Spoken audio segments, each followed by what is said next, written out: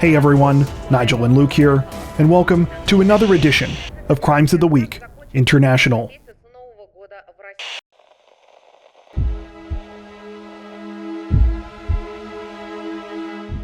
An Australian woman is being applauded for her quick thinking and decisive action this week after she found herself in the middle of every mother's worst nightmare, but was able to outsmart the suspect during the middle of an alleged child kidnapping.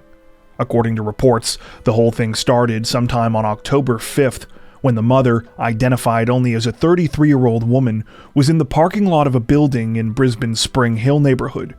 She was standing just a few feet away from her vehicle, where her 18-month-old child was waiting in the back seat, when out of nowhere, a 32-year-old woman, later identified as Brooke Logan Fitzgerald, allegedly jumped behind the wheel and drove off. Though the mother was understandably stunned and terrified, she immediately sprung into action. After realizing that her phone was also in her stolen car, she used another device to track its location, then borrowed another vehicle from someone she knew and took off after Fitzgerald. The chase came to an end on Leichhardt Street when the mother was able to cut off Fitzgerald. She ran up to her vehicle, managed to pull the 32-year-old out, and was then able to rescue her child. While bystanders initially thought the scene was some kind of road rage incident, they quickly caught on to what was actually happening. A few tended to the mother and her child, while others forcibly detained Fitzgerald until police could arrive. It said that the child was physically unharmed, though the mother sustained minor injuries in the confrontation with Fitzgerald. According to reports, after her arrest, Fitzgerald bizarrely claimed that she was trying to be a good Samaritan. She said that she was leaving church and saw the child unattended, stating, quote, "So I jumped in the car to take it to the police station because who'd leave a kid in the car?" During a court appearance, she also argued that she had to intervene because someone else could have taken the toddler. I probably don't need to point out the obvious irony here, but yeah, kidnapping to prevent a kidnapping. That's certainly a new one for me. It doesn't seem to matter either way, though, because Fitzgerald apparently already undermined her own claims at the scene. Witnesses say they heard her shouting at the victim, quote, "As a matter of fact, I should have your daughter," and "I'd be a better mum than you." Fitzgerald is now facing multiple charges, including child stealing, unlawful use of a motor vehicle, and unlicensed driving. She reportedly has a history of mental health and addiction problems and had previously been in trouble with the law.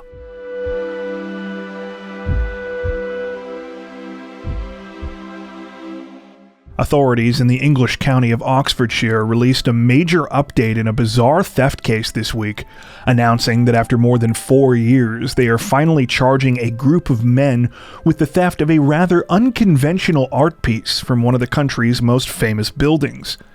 The whole thing began back in September of 2019, when a heist was carried out at Blenheim Palace. The English country mansion was famously the home of former British Prime Minister Winston Churchill. But that wasn't the only reason the story caught the attention of the public.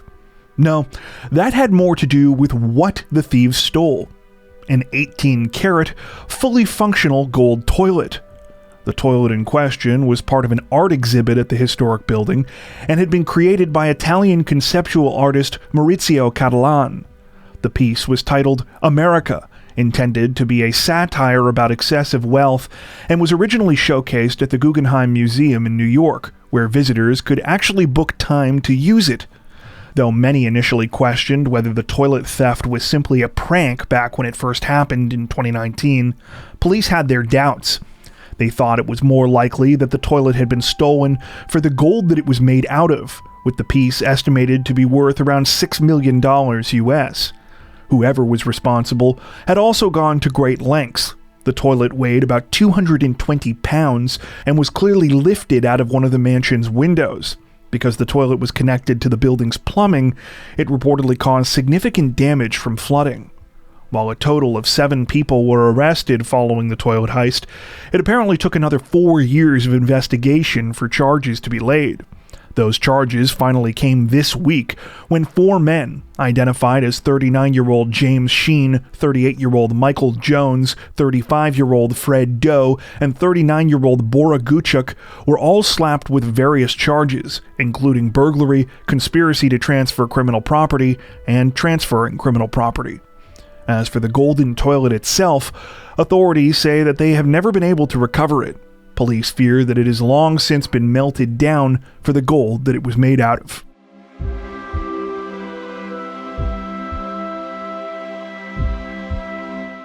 Authorities in the South Korean capital of Seoul say that a wanted fugitive has been safely rearrested this week after he was allegedly able to escape from custody while receiving medical treatment at a hospital. According to reports, the whole thing started on October 30th when the man in question, 36-year-old Kim Gil-soo, was arrested on charges of special robbery.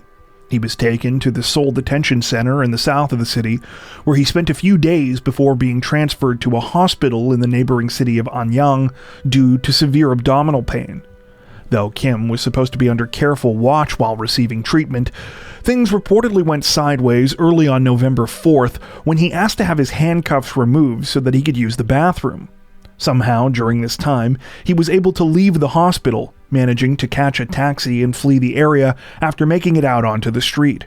For nearly 3 days, authorities tracked Kim's movements as he continued to evade capture. They finally caught up with him on the night of November 6th at a phone booth north of Seoul, where he was reportedly in the middle of calling his girlfriend. At the time of this recording, it's unclear what, if any, further charges Kim could be facing for his escape. It also appears that he may have intentionally caused the symptoms that got him sent to the hospital in the first place, as local media sources state that the abdominal pain he was experiencing happened after he swallowed part of a plastic spoon.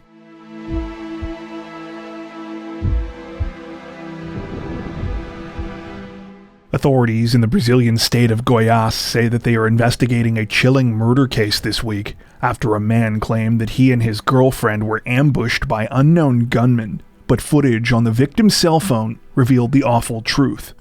According to reports, the incident began sometime on the night of November 4th when 27-year-old Diego Fonseca rushed into a hospital in the city of Jataí with his critically injured girlfriend, 23-year-old Yeli Alves. Yeli was suffering from a gunshot wound, and though doctors tried to save her life, sadly, there was nothing they could do. She was later pronounced dead.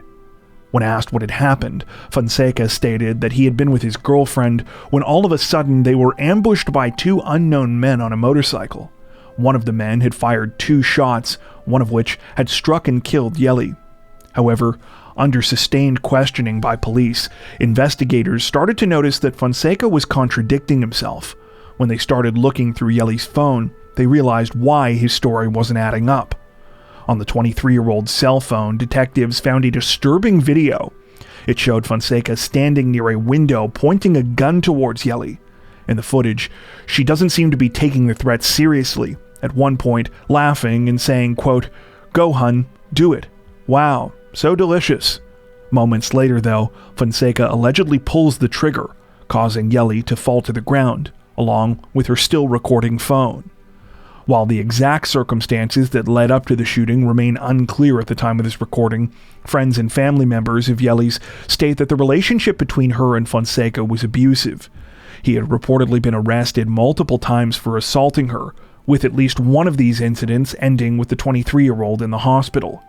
Yeli's mother further claims that before she left to meet up with Fonseca on the night she was killed, she told her that she was planning to end things between them for good. Fonseca is now facing murder charges and remains in custody. The situation is still developing.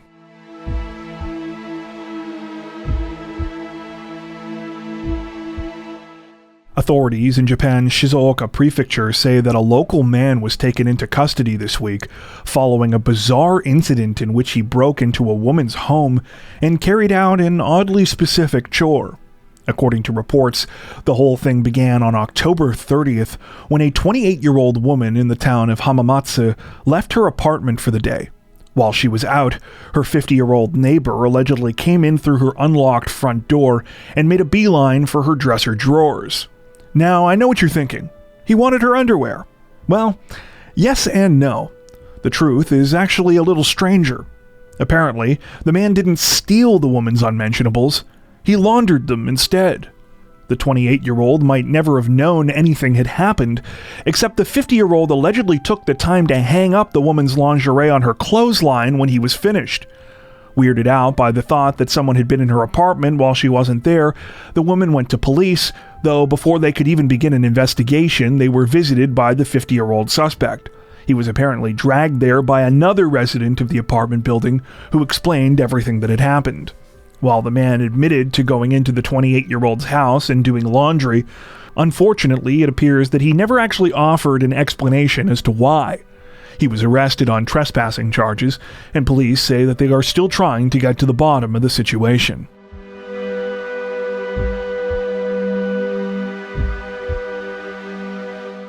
Officers from the Chilean National Police were reportedly left stunned and, frankly, a little embarrassed last week after they managed to recover a stolen vehicle, only for the same vehicle to be stolen again before they could even return it to the owner.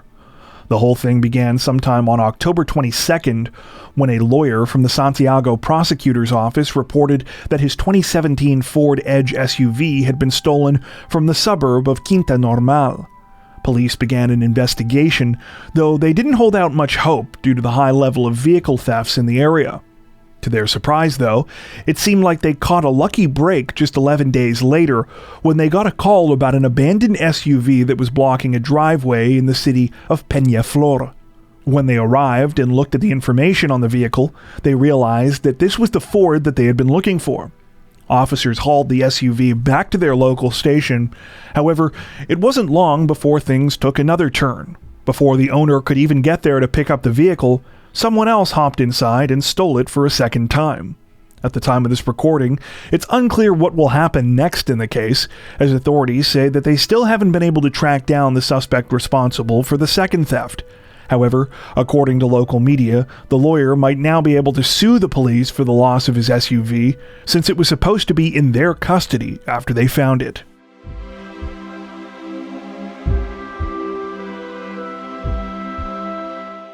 Authorities in the southern Philippines say that they are investigating a disturbing murder case this week after a well-known local journalist and radio personality was brutally gunned down inside his own home studio during the middle of a broadcast. According to reports, the incident took place just after 5:20 a.m. on November 5th, when Juan Humalan was in the middle of his morning broadcast for his radio station 94.7 Gold Mega Calamba FM.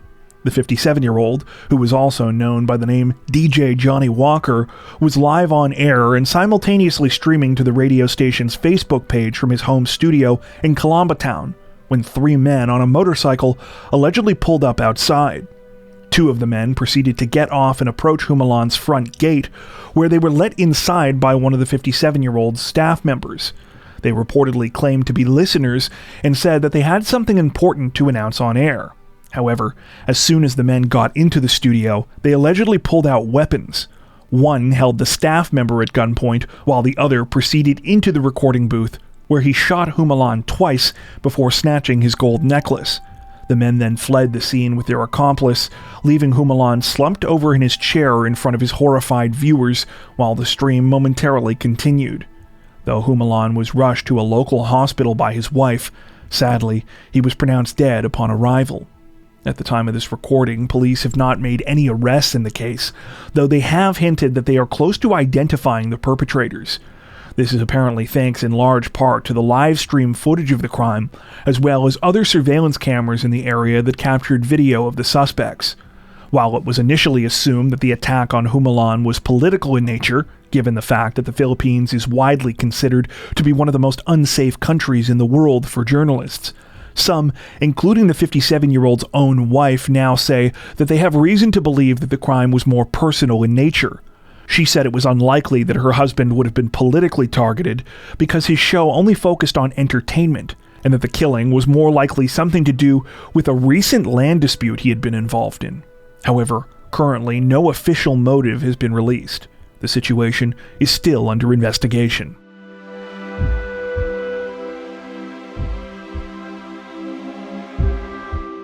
As regular viewers of this series know, We try not to double up on stories from a particular country in a given video. However, this next case is one that we've been keeping an eye on for a while now, and given the developments that were released this week, we decided this was the perfect time to dig into it. Representatives from Australia's Victoria Police released a major update this week in a case that has captured the attention of the public for months now, announcing that they had finally moved ahead with charges against a woman who was accused of poisoning several members of her ex-husband's family, an alleged crime that ended with the deaths of 3 people. The whole thing began back on July 29th, when the suspect, 49-year-old Erin Patterson, hosted a lunch at her home in Leongatha, a town located about 80 miles southeast of Melbourne. In attendance that day were 4 members of her ex-husband Simon Patterson's family, her former in-laws, 70-year-old Dawn and Gail Patterson, as well as his aunt and uncle, 68-year-old Ian and 66-year-old Heather Wilkinson. The following day, all 4 of the guests were admitted to the hospital with symptoms that appeared to resemble severe food poisoning. Erin was briefly admitted as well, though she was released, as the conditions of the others only grew worse. Over the next few days, Dawn, Gail, and Heather would all pass away. Ian Wilkinson would ultimately pull through, though only after nearly 2 months in the hospital. After learning more about the circumstances that led up to the mysterious deaths, police focused their attentions on Erin, particularly the beef Wellington with mushrooms she had served at the lunch shortly before the 3 deceased family members fell ill. They became even more suspicious when they discovered that in addition to Erin, her 2 children, who were also present at the lunch, were the only ones who never showed serious symptoms. That's when authorities began to consider the possibility that this had been a deliberate poisoning.